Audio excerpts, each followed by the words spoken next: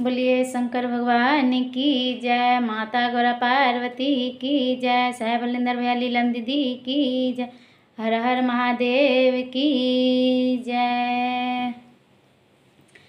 गौरी गणेश के न्योता पठाए बे, गौरी गणेश के न्योता पठाए बे, घर घर शिष्या बोले बे करब, घर घर शिष्या बोले बे करब।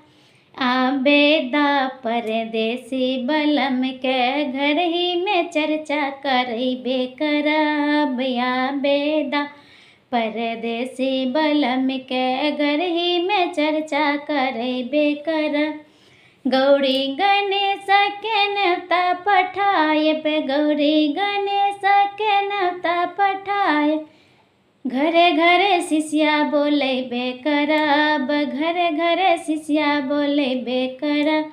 आबेदा परदेसी बलम के घर ही में चर्चा करबे करब, आबेदा परदेसी बलम के घर ही में चर्चा करबे कर। सोने सुराही गंगा जल पानी, सोने सुराही गंगा जल पानी, घर ही में चरना पखरबे करब, घर ही में चरना पखरबे करब। आबेदा परदेसी बलम के घर ही में चर्चा करबे करब। आबेदा परदेसी बलम के घर ही में चर्चा करबे कर। गौरी गणेश के न्योता पठाएब, गौरी गणेश के न्योता पठा, घरे घरे शिष्या बोलेबे करब, घरे घरे शिष्या बोलेबे करब। आबेदा परदेसी बलम के घर ही में चर्चा करबे करब। आबेदा परदेसी बलम के घर ही में चर्चा करबे करब। सोने सिंहासन रतन हम लगाएब, सोने सिंहासन रतन हम लगाए, घर ही में असने लगैबे करब, घर ही में असने लगैबे करब। आबेदा परदेसी बलम के घर ही में चर्चा करबे करब। आबेदा परदेसी बलम के घर ही में चर्चा करबे करब, आबेदा परदेसी बलम के घर ही में चर्चा करबे कर।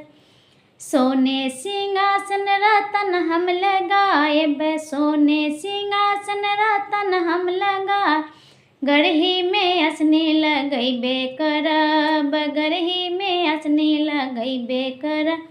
आबेदा परदेसी बलम के घर ही में चर्चा करबे करब।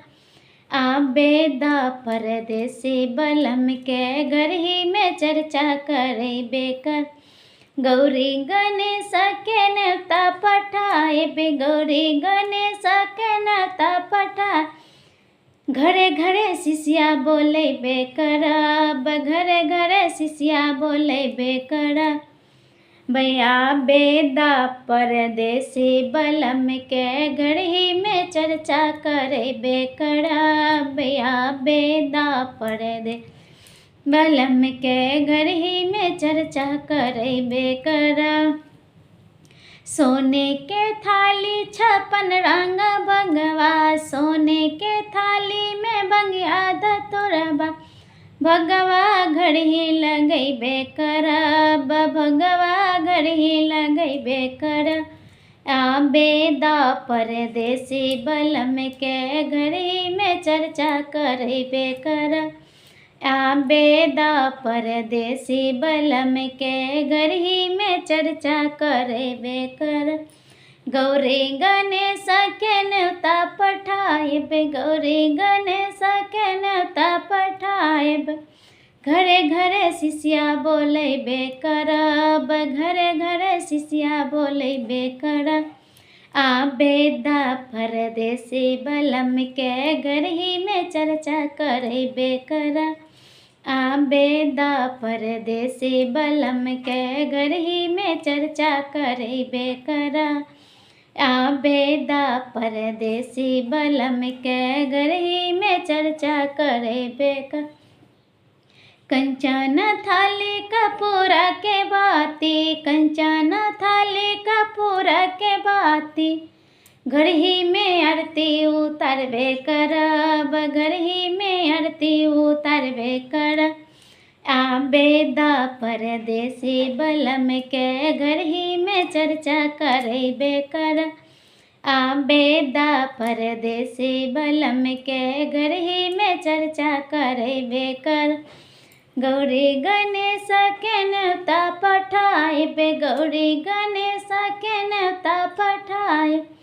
घरे घरे शिष्या बोलेबे करब, घरे घरे शिष्या बोलेबे करब।